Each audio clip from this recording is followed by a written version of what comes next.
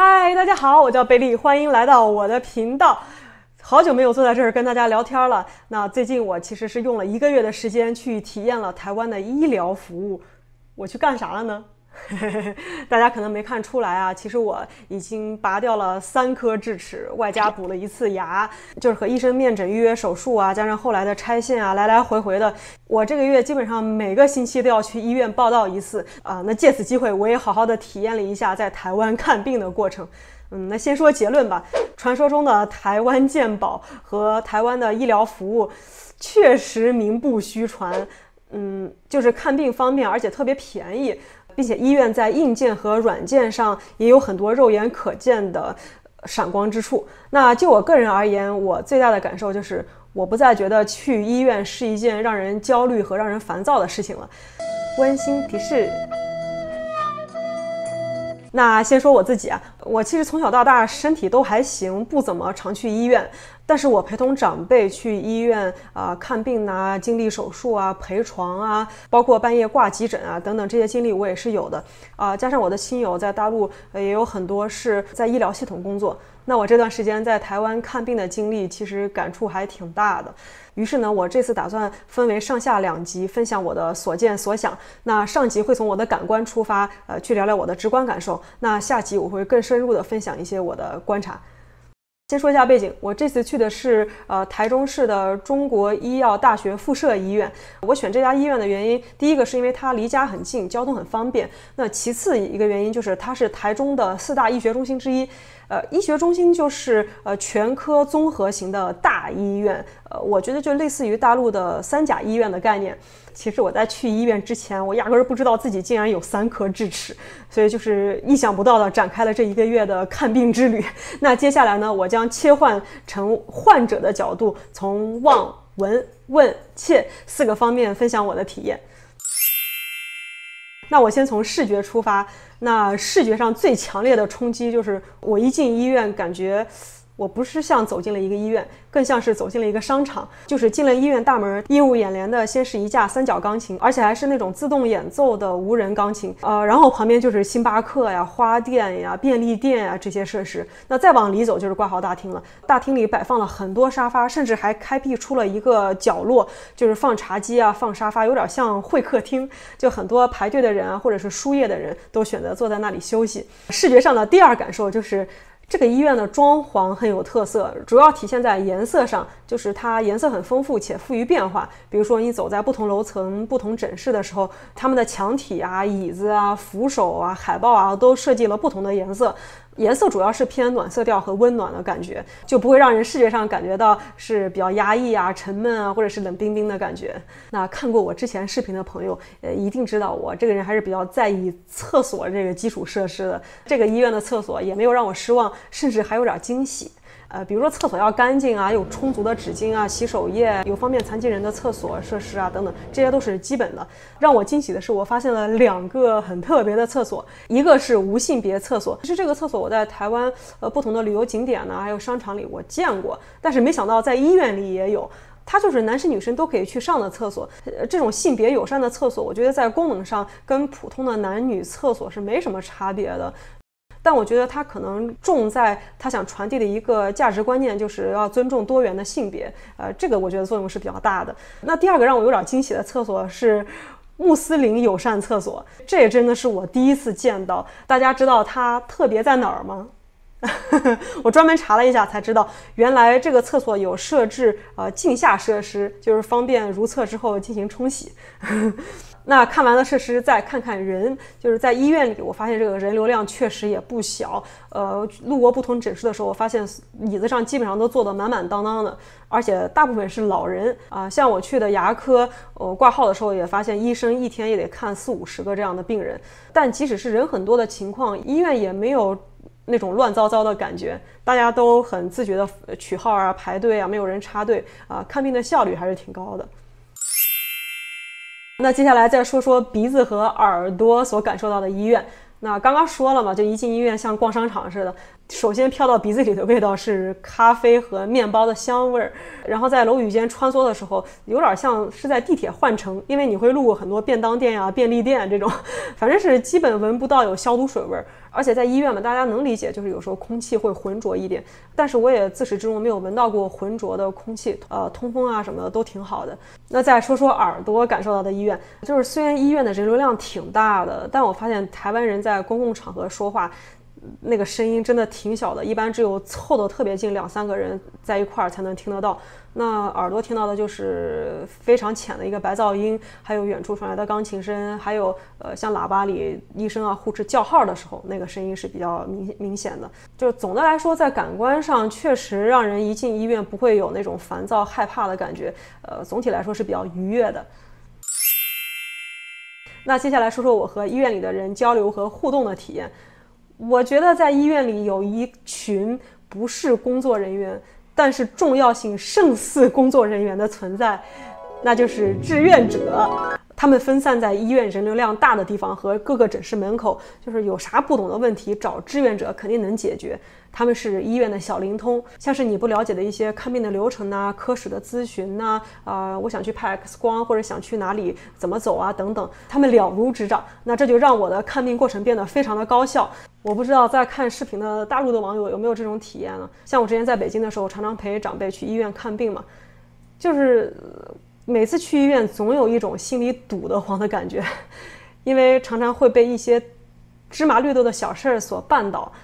比如说不了解一些流程，或者太着急了忘记了一些流程，就需要来来回回上下楼的去交钱呐、去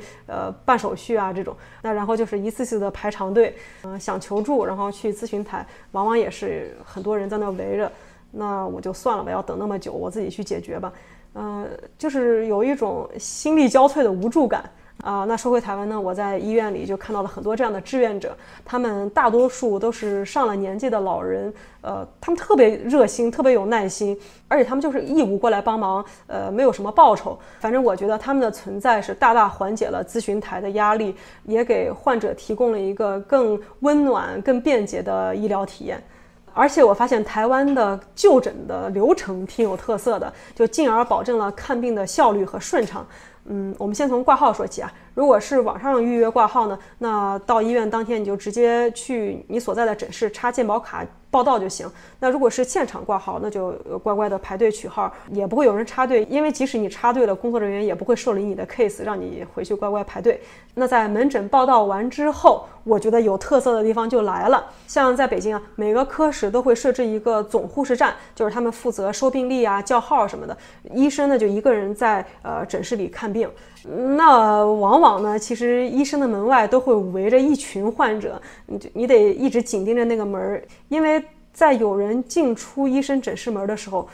往往就会有一些不按照叫号顺序的患者进去加塞儿，临时问医生一些问题。像我们这种老实的，就等个几十分钟，终于轮到你了，然后进去以后，可能跟医生还没聊几分钟就出来了。对。可能医生的几分钟也给你解释的挺清楚了，但是总有一种心里觉得不是滋味的感觉。那台湾呢，我发现他们诊室的配置就不太一样，像每一个诊室除了有一名医生之外，还会配备一名护士。千万不要小瞧了这位护士的角色啊，他简直就是医生的超级助理。他要安排每一位患者的就诊顺序，还要提前让患者去填写一些资料，还要提前的去询问和记录每个患者的背景信息。然后在医生就诊的时候，他也会参与记录，甚至是给医生提供辅助。同时，这位护士还具备了相当的专业知识，就是你在进诊室之前和出诊室之后都可以随时向护士问问题，他也能帮你解答。那就诊的整个过程都变得非常的顺畅和高效，而且根本就不可能存在有插队的、打扰医生的，甚至是偷偷塞红包的现象。因为一个诊室里肯定有3拨人，一个是医生，一个是护士，一个是你和你的家属嘛。那这样的话，医生宝贵的时间会最大化的用在患者身上，患者就可以充分的跟医生进行面对面的交流，不怕被打扰，而且隐私也得到很好的保护。接下来说一说我被看病的感受，因为我看的是牙科嘛，我就只能分享这一个诊室的经验了。先分享一个大的背景，就是在台湾医生是一个非常受尊敬的职业。我主要原因有3点，一个是他们经过长时间且特别严格的专业训练，第二个是他们这个职业群体长久的在社会上累积的良好的口碑，第三个就是医生对患者的态度是非常好非常 nice 的。那我这1个月其实断断续续拔了3颗牙齿嘛，而且我真的不知道我有3颗智齿要拔，一照 X 光我都懵了。而且像我拖了这么久，其实是我真的挺害怕看牙科的，更别说要拔智齿了。那我能这么快的克服我的恐惧，完全相信医生的这种计划和安排。我觉得一部分原因是因为医生跟我交流的感觉。就是台湾人的口音真的是非常温柔啊！在我对即将发生的一切都很未知的时候，像我的主治医生啊，还有护士，他们都很耐心地回答我每一个问题，而且是用那种很温柔、很坚定的语气告诉我接下来要发生什么，我会面对什么，这就大大缓解了我对未知的一个恐惧和焦虑。像是我第一次和医生见面的时候，医生就这么说，我觉得不像啊，我还没有 get 到台湾口音的精髓，大家就是感受一下就行。